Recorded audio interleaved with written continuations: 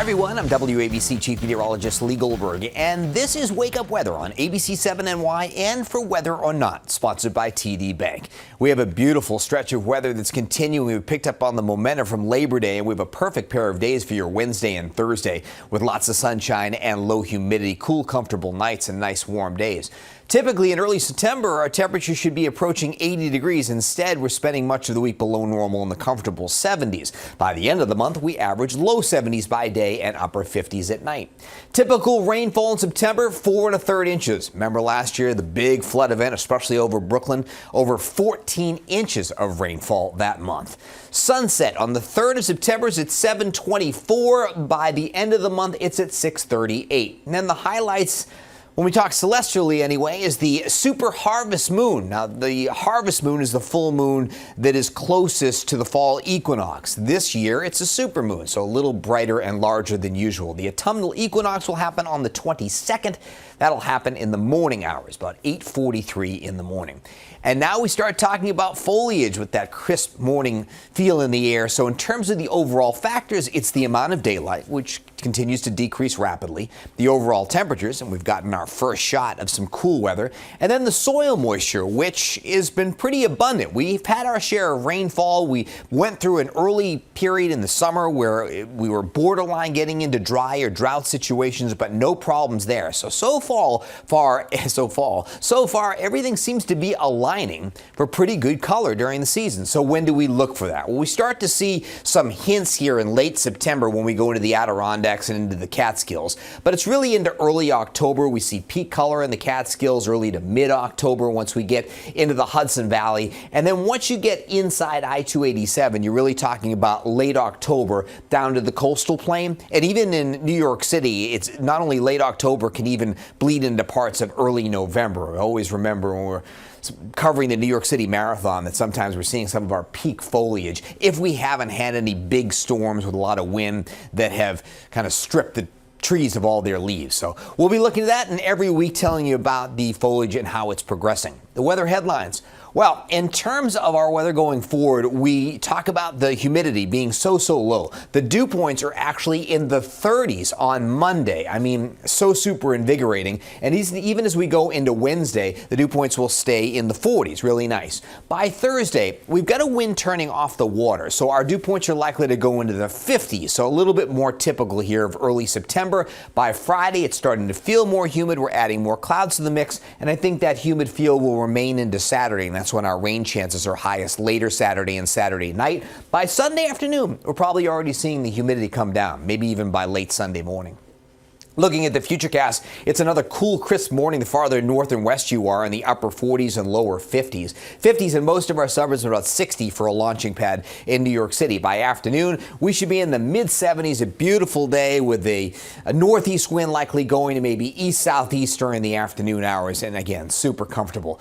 Once we go into tomorrow night, another nice night, mainly clear. Again, 50s most suburbs. 40s will really be confined to our far north and west suburbs, and during the day on Thursday, it's sunshine. Some high cloudiness may be over parts of the Jersey Shore, mid and upper 70s for your highs. See, that high is moving from eastern Canada over into the Maritimes out in the Atlantic. So that positioning, which initially is great protection for us, starts to give us more of that east-southeast flow, and that will also pave the way for low pressure, which is offshore, to maybe throw some clouds our way, and also allow an approaching front to start making inroads into the northeast. So these two systems kind of converge on us and make our weather deteriorate as we go through the second half of the week. But it's a very slow process. And earlier, we included rain showers on Friday.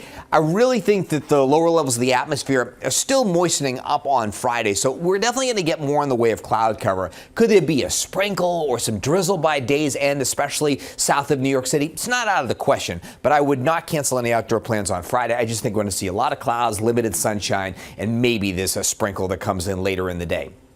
Now, Saturday's interesting because We have two areas of low pressure, one that's over the Atlantic and then one that's coming out of the Great Lakes and cutting off in the upper atmosphere, very slow mover. And these two systems are kind of doing a little dance with each other where we might just be in a sweet spot in the middle where it holds up that front to the west, allowing us to salvage at least a chunk of the day on Saturday. Maybe there's a sprinkle early, then mostly cloudy skies, and their showers come in during the afternoon hours. So if you're already into, let's say, games for the kids on Saturday morning, might be okay. And then the deeper in the day we go, we get some showers and more likely a steadier rain, maybe even a rumble of thunder coming in on Saturday night. I'm hopeful that that could get kicked out by the time we get to Sunday.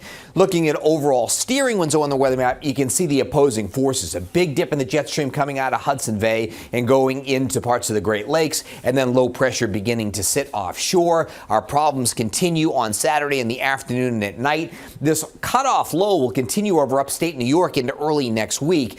But at the surface, we'll just have a flow coming out of the northwest. It'll probably be a situation where you have sun giving way to some clouds during the afternoon. Partly sunny overall, maybe a little breezy, and there might be a stray shower north and west on Tuesday, and then that whole circulation starts to kick out mid and late next week, and we should get back to some pretty nice fair weather. But with that in mind, all the heat is really out west. The signal as we go beyond the 7-day into mid-September is normal to below normal temperatures, so no comeback of any sustained heat, and you can see that on the 10-day trend. I mean, these are super comfortable temperatures, but you're not seeing any of the kind of late summer surge of warmth here as we go through, let's say, at least the 13th of the month. In terms of precipitation, a signal of near to below normal precipitation overall. Remember, this time of year, if you don't have a tropical system into the mix, you can have some of the most beautiful weather. So speaking of the tropics, what's going on? An organized area of showers and storms over the Caribbean. Another wave looks a little bit more formidable over parts of the central tropical Atlantic. And then you have over the eastern tropical Atlantic another cluster of showers and thunderstorms. Any prospects of Francine with those? Well, the one that's going into the Caribbean or going through the Caribbean looked like it was going to have potential, but now it looks like maybe there's some development late week or as it go to the Gulf of Mexico over the weekend, but the actual chances through 7 days for development have actually gone down.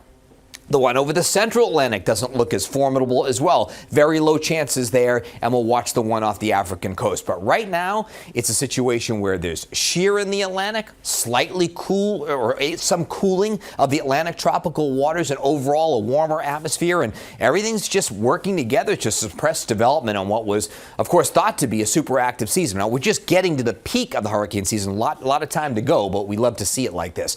And just looking at that low-level spin, you can see how that low pressure by Friday could be approaching the Yucatan. Another one could be over the Atlantic, but everything kind of gets sheared apart. And also remember, because we're getting these fronts coming in from the north and west and a couple shots of cool Canadian air, that's our protection, which would likely deflect any of these storms out to sea. Their real pathway is through the Caribbean, maybe into the Gulf of Mexico. So that's what we'll be watching over time. Sticking with the beach theme or the ocean theme, northeasterly wind boaters going to southeast on your Wednesday, 1 foot or less. The water temperatures still pretty nice around 70. And the rip current risk is low. Weather wellness, air quality is good. Pollen count medium to high. It's ragweed, and now, of course, grass is sort of having a second maximum as they get some growth now. Actually, we get into a period where it's a great time to actually reseed the lawn if you want to do that in the early fall or late summer. And the UV index will be very high as well. 7 in the morning on your Wednesday, 59 degrees. Take the jacket. It's clear and cool, 40s well north and west. Tomorrow, pair of 7s. Great outdoor day, sunny and so pleasant. Then tomorrow night down to 62. Another nice night, mainly clear, and 50s most of our suburbs. So the next 2 days, slam dunk, just absolutely beautiful. A lot more clouds on Friday, but we removed the rain chance for now. At worst, maybe there's a sprinkle off to the south.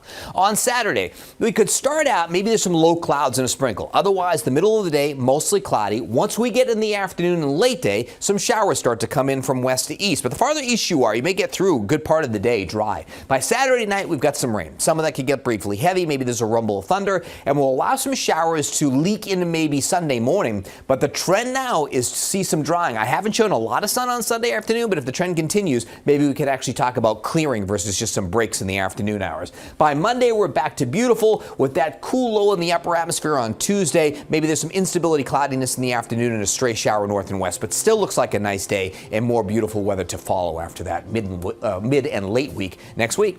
That's the way your AccuWeather forecast is shaping up. You can always get your forecasts on ABC 7 NY. Thanks for listening to Whether or Not. We'll see you next time, rain or shine.